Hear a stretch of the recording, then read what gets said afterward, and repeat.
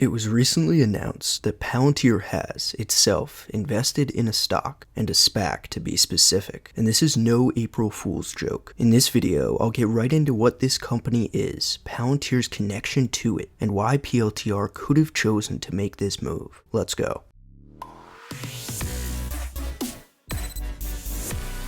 Lilium Overview. An electric vertical takeoff and landing jet company is going public via SPAC merger. Lilium announced a merger with QELL Acquisition Corp, valuing the company at a pro forma equity value of $3.3 billion.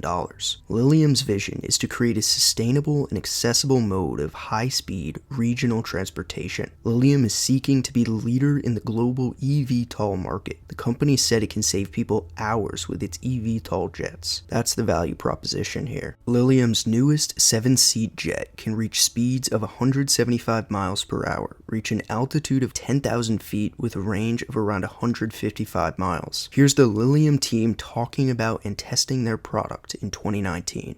It takes off and lands vertically. It's fully electric. This is the Lilium jet. This is the first time that we have a full-scale, full-weight prototype of that 5-seater version. This is the next step in mobility as we perceive it. What we're trying to achieve here is an air mobility revolution. We look at what is possible by the laws of physics. Our principle of maximum simplicity combined with a level of safety is really something that makes us unique. This is the product. There's nothing like this. There's always a risk if you do something new.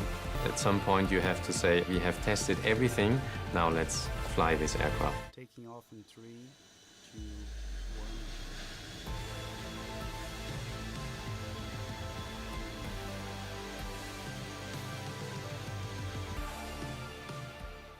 And here's the CEO talking about the company and its place in the world. And I thought to myself, what if we would take this sort of aircraft architecture, repurpose it for the civil use, for a commercial service with passengers?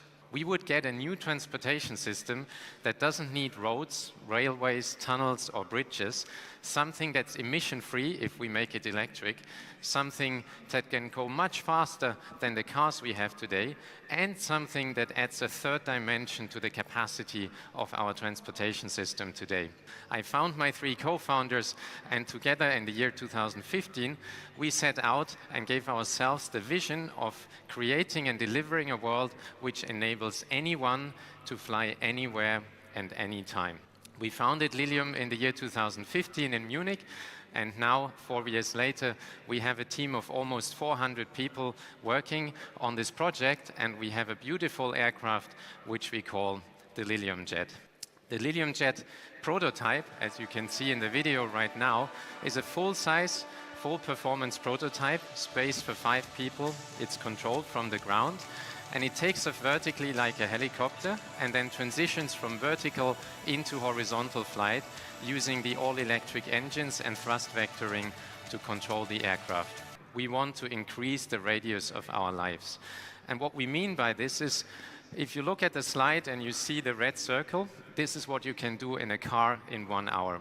And if you spend an hour in our service, this is what you can get. 25 times more connectivity with a transportation system that comes at the same price like a taxi on the ground. And this is about the same step like from horse carriages to cars. Suddenly we're able to connect areas which were multiple metropolitan areas into one large metropolitan area with a completely new level of connectivity. And we're not just able to, for example, replace a high-speed rail line that goes in one direction.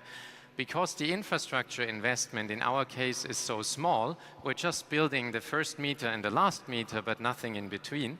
We can create that sort of networks in a very fast time. Now think of what this means to our lives and to our countries. Suddenly we can live in the countryside, work in the cities, we find jobs way easier, we have a renewable energy for our transportation system, and because we don't have to make all these infrastructure investments, we can redirect public spending into different areas. Safety is at the core of everything we do.